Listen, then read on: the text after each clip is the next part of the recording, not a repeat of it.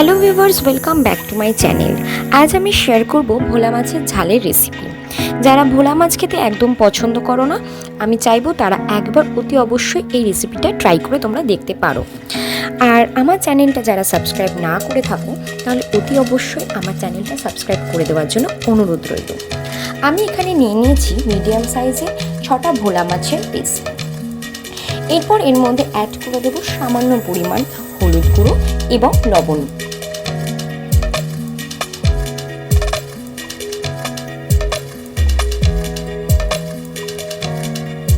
হলুদ ও লবণ গুঁড়ো ভালো করে মাখিয়ে নিয়ে 10 মিনিটের মতো রেখে দেব।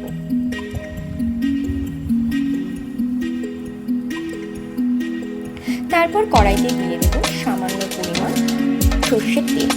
তেলটা ভালোভাবে গরম হতে হবে, না হলে মাছগুলো কড়াইতে লেগে যাবে। এই জন্য খুব ভালোভাবে তেলটাকে আমি গরম করে নেব। এরপর গরম তেলের মধ্যে দিয়ে দেব এক এক করে মাছগুলো। একসাথে সব কটা মাছ ভেজে নেব না, কারণ ভোলা মাছ খুবই নরম ধরনের মাছ, একসাথে ভাজতে গেলে মাছগুলো ভেঙে যেতে পারে। তো আমি কড়াইতে 3টে করে মাছ খুব ভালোভাবে কড়া করে ভেজে নেব। আর মাছের ঝালের জন্য এরকম ভালোভাবে কড়া করে মাছগুলোকে ভেজে নিলেই খুব টেস্টি হয় খেতে। দেখো, আমি প্রত্যেকটা মাছ খুব ভালোভাবে ভেজে নিয়েছি।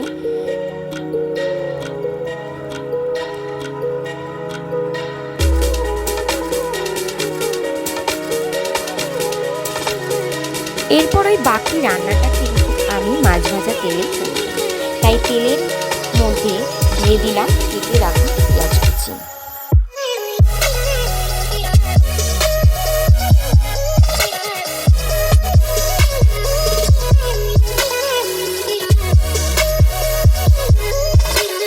এরপর পেঁয়াজটাকে একটু লালচে করে ভেজে নেব।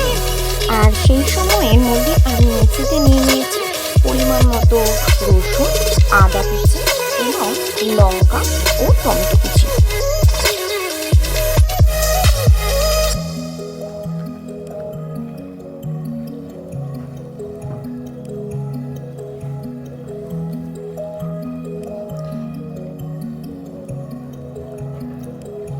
আমার রান্না করার মশলা রেডি হয়ে গেছে।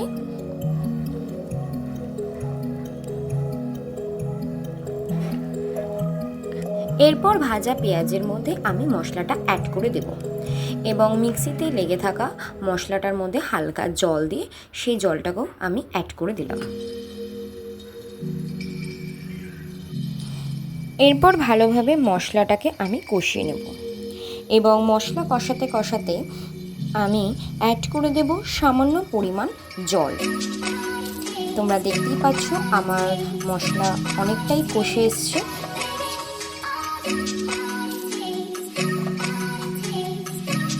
এরপর তার মধ্যে আমি অ্যাড করব রেড চিলি পাউডার, হলুদ গুঁড়ো এবং সামান্য পরিমাণ জিরের গুঁড়ো।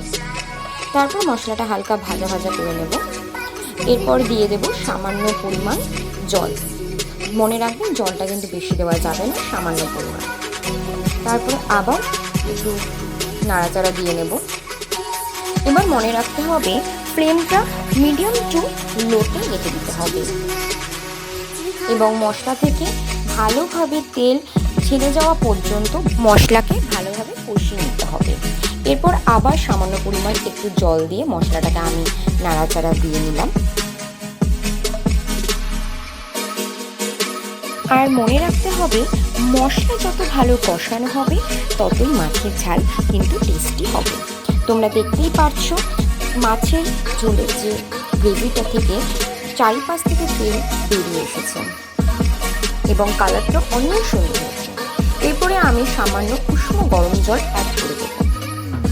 তারপরে ভালোভাবে নাড়াচাড়া দিয়ে নেব এবং কড়াইয়ের চারিপাশে লেগে থাকা মশলাগুলো ওই জলের সাথে মিশিয়ে নেব। তারপরে ভেজে রাখা মাছগুলোকে আমি এক করে সেই ঝোলের মধ্যে দিয়ে দেব।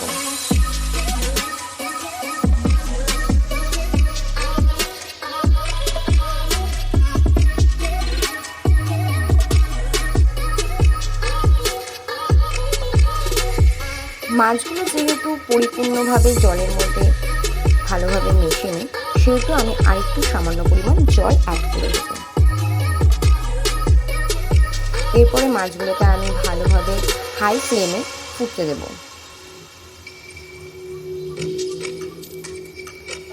যেহেতু এটা মাছের ঝাল, সেহেতু আমি এতটা পরিমাণ ঝোল রাখবো না, এটা একটু গা মাখা মাখা হবে। দেখতে পাচ্ছ ঝোলের থেকেও অনেকটা তেল বেরিয়ে এসছে এবং কালারটা অনেক সুন্দর হয়েছে, অনেকটা জলও টেনে নিয়েছে। আশা করি আমার এই ভোলা মাছের রেসিপি আপনাদের ভালো লাগবে এবং ভালো লাগলে অতি অবশ্যই লাইক, কমেন্ট ও শেয়ার করতে ভুলবেন না যেন। আজকের মতো এই পর্যন্তই। Thanks for watching my video. Hello viewers, welcome back to my channel. আজ আমি শেয়ার করব ভোলা মাছের ঝালের রেসিপি। যারা ভোলা মাছ খেতে একদম পছন্দ করো না, আমি চাইবো তারা একবার